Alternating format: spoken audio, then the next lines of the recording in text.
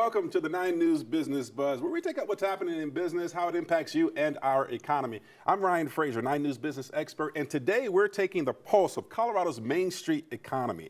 Nationally, small businesses' optimism dipped in September, but the real headline is a 7-point spike in the uncertainty index, hitting its 4th highest level in 51 years. This is a clear signal that inflation and labor challenges and economic uncertainty are weighing heavily as we head into this all-important holiday season. I'm joined by Michael Smith, Colorado Director of the National Federation of Independent Businesses, also known as NFIB, to help us unpack what's driving this and what it means for local businesses. Michael, thanks for joining me. Thanks, Ryan. Great being here. Appreciate you having me. You got it. Now, Michael, the national report shows that while the main optimism index is slightly above its long-term average, that huge jump in uncertainty shows real anxiety. The NFIB report cited labor quality and taxes as the single most important issues to owners tied with inflation and weaker sales. Now, you're hearing directly from small businesses owners across Colorado. Are these the same issues that keep coming up right now? And what are you hearing on the ground?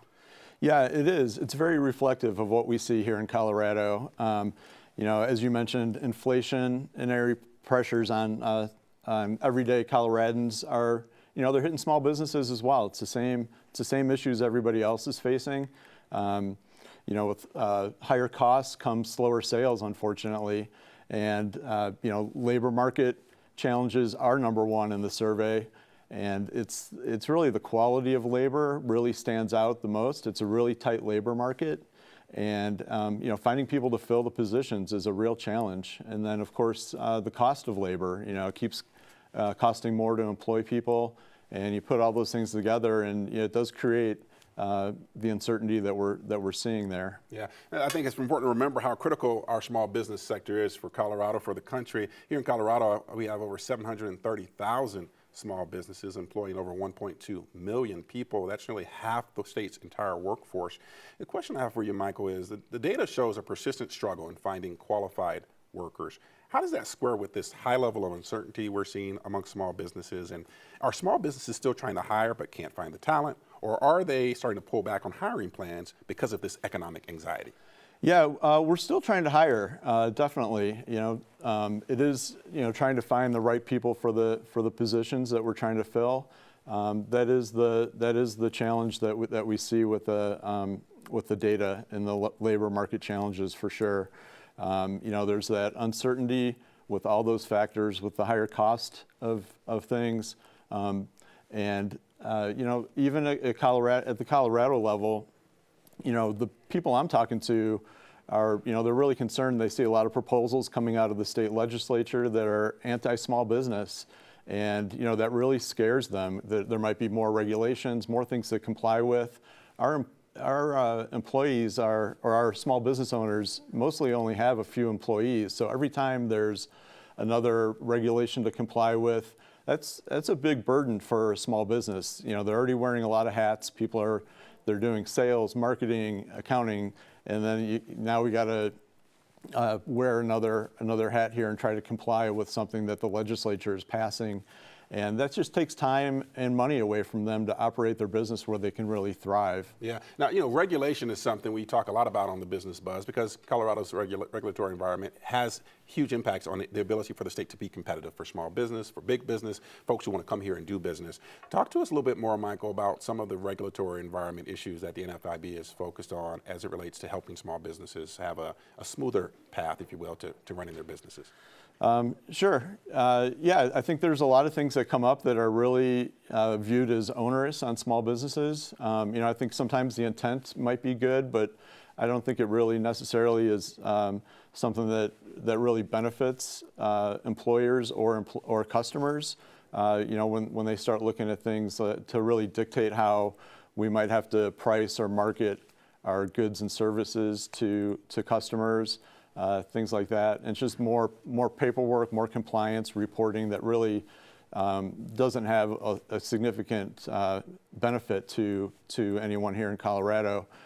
So I think sometimes it just goes too far, and like I said, it takes time away from running their businesses where they can thrive, invest in their businesses, create new jobs, and when small businesses succeed, Colorado succeeds. Yeah, I got to ask you this because we're heading towards the holiday season, right? We're sitting here at the end of October. We're looking out towards Thanksgiving and Christmas and the New Year's. With the holidays approaching, what are you hearing from Main Street retailers and restaurants and other businesses? Like, what are they saying? Are they stocking less? Are they bracing for a softer season? What are you hearing?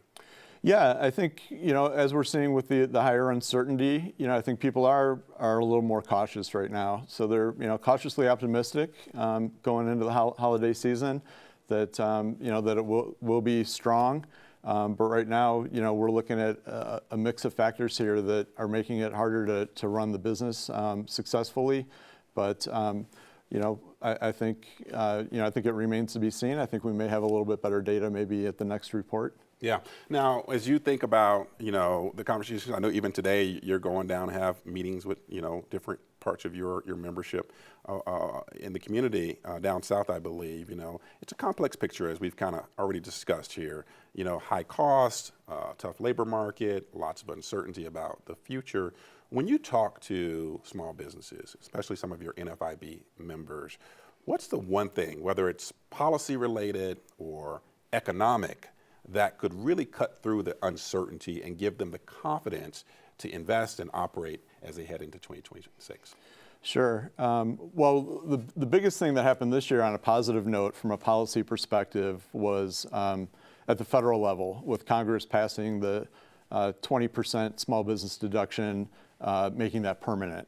So it's been on the books for about 8 years, but now it's permanent, and that really adds a lot of certainty. And that helps small businesses plan for the future, invest in capital and in their employees, hire more employees. So that has been great news, because even though it's been on the books for the past 8 years, we weren't sure how long that would be the law of the land. So now that it's permanent, that gives small businesses a big boost here in Colorado and across the country.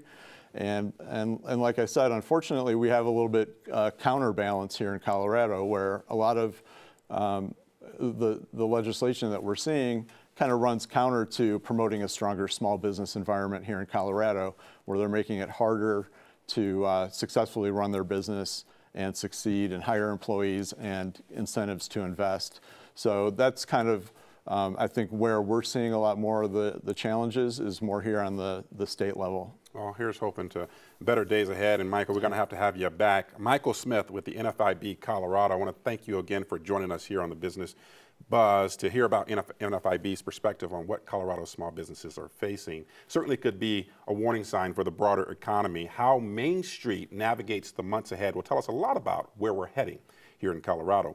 The Business Buzz is back during the 11 a.m. hour with a hopefully brighter note. We're going to talk about the staying power of Colorado's mountain tourism.